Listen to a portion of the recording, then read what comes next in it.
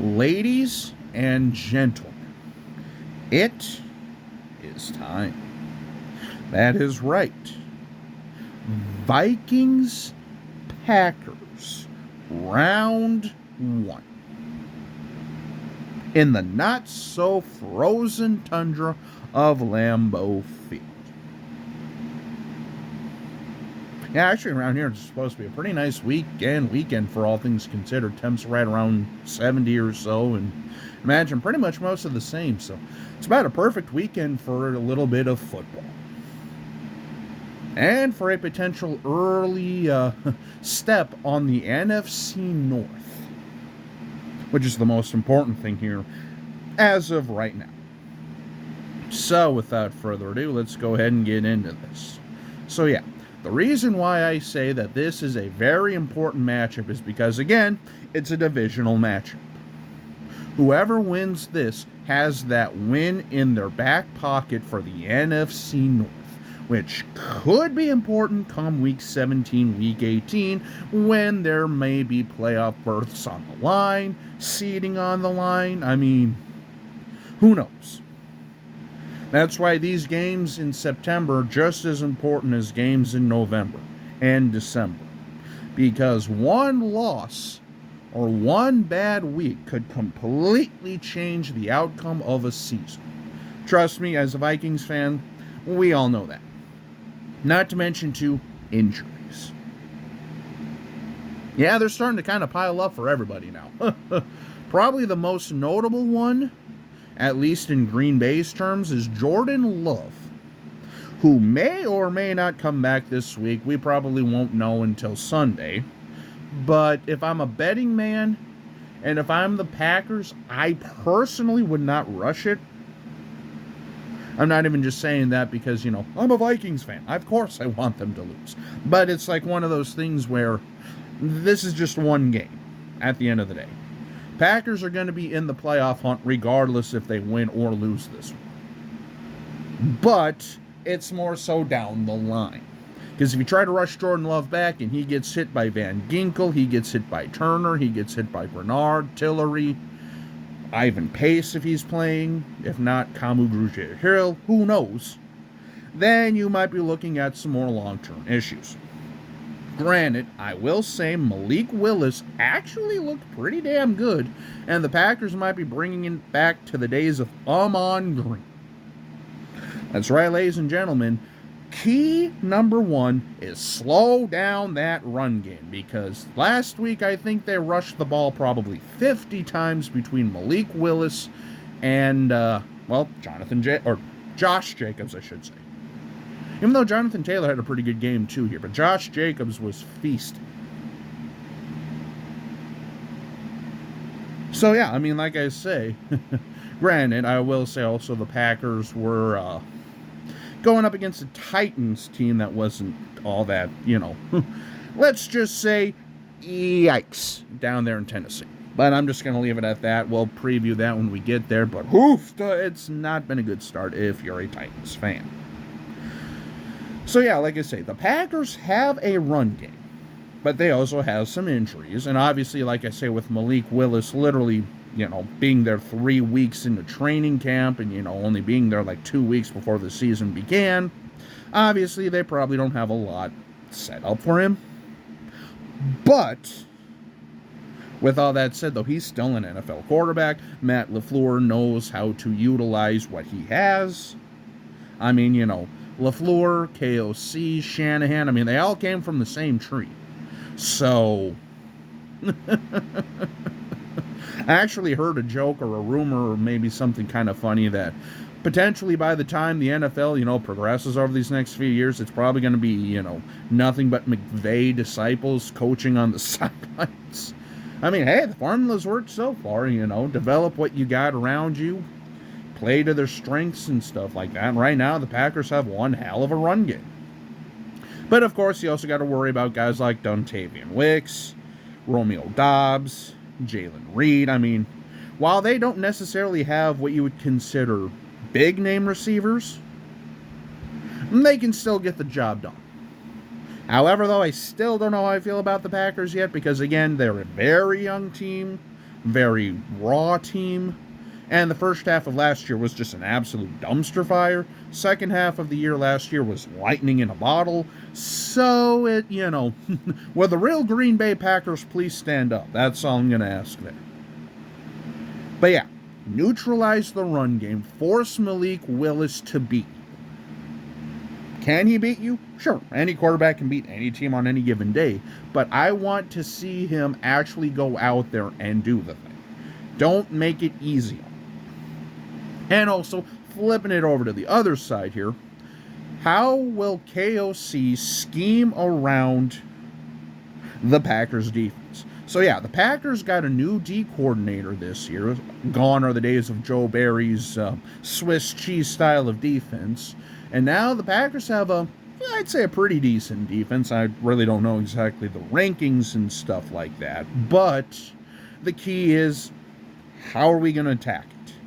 Is it going to be an Aaron Jones revenge game where he goes off for like a $150 and 2 touchdowns? Or is this going to be more of a methodical down the field with JJ?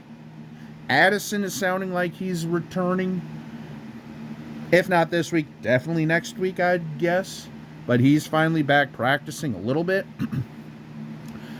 Still got a week or two left of Hawkinson being out, but Munt and Oliver have shown up for us, which is huge.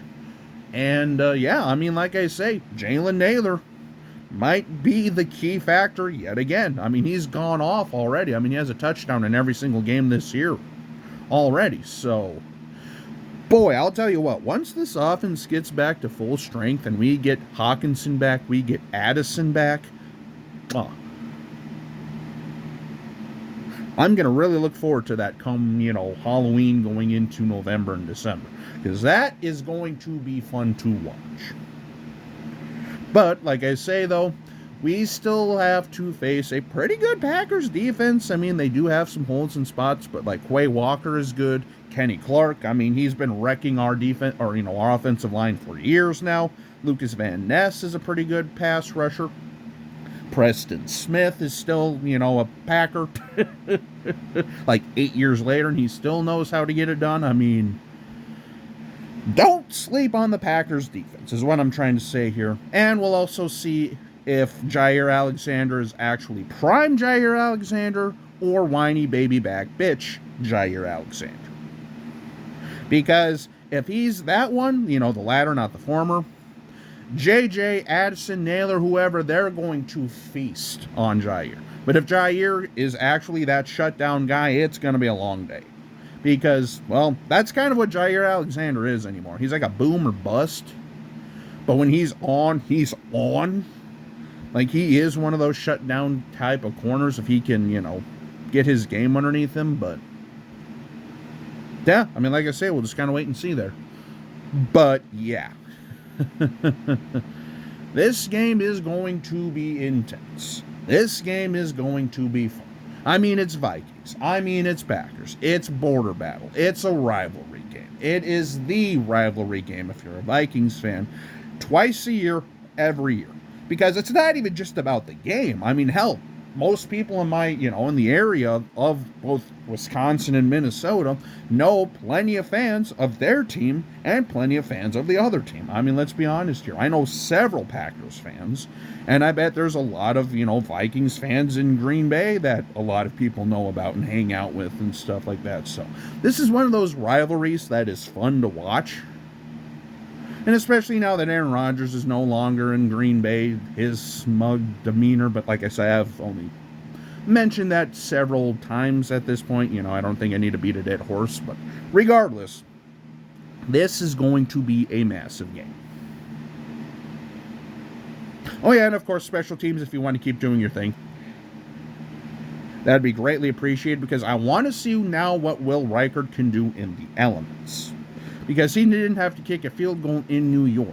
Granted, I will say it's not going to be, anything like December or January Green Bay. But, this is really his first test in the elements. So I'd love to see the Vikings at the very least trot him out once or twice. Just to kind of see what he can do. But hopefully by then we're up by like 35, so it's just more of a seeing what he can do. Yeah, I don't think it's going to be that. I don't think we're going to go out there and absolutely mollywomp them. But who knows? I mean, like I say, Green Bay, Minnesota has had some really interesting games. And remember, this was also the place last year where Kirk Cousins snapped his Achilles. Oh, after literally having the game of his career. I'm not even exaggerating on that one. As the Vikings were finally turning stuff over here. But again, just a real quick wrap-up summary. Slow down their run game. Force Malik Willis or Jordan Love to beat you. Slow down the pass rush of Green Bay, Sam, KOC, kind of get the game plan to where you don't have to worry about whatever, like you can just play solid football. And then special teams. First real outdoor test in maybe not so great environment, but like I say, it's not going to be like the frozen tundra of Lambeau Field. But this will also be Reichard's real first true test in the NFL in an outdoor stadium. So, man, oh man, nothing would make me happier than to win this game. But again, we'll wait and see here because Green Bay is also just as hungry and they're just as much in the picture here. I mean, when Jordan Love went down for those few weeks or whatever the case might be, Malik Willis stepped in and they managed to formulate the game plan that got Green Bay 2 wins. Is it pretty? No, but it's football. At the end of the day, do you have more points than your opponents? Yes. If you do, you win. If you don't, you lose. I mean, that's basically that simple there. But then the coaching will, take over on the areas that need to be worked on. But, oh, man. Like I say, we might be looking at something pretty special here, Vikings fans. Pretty damn special here. So let's enjoy every moment because, as we all know, we're one bad play away from literally everything changing. And I'm not even just saying that for the Vikings, Packers, Lions, whoever. But let's just go out there and enjoy it 1 week at a time. Go 1-0 every week. So until we meet again, this is Jacob. Have a good day.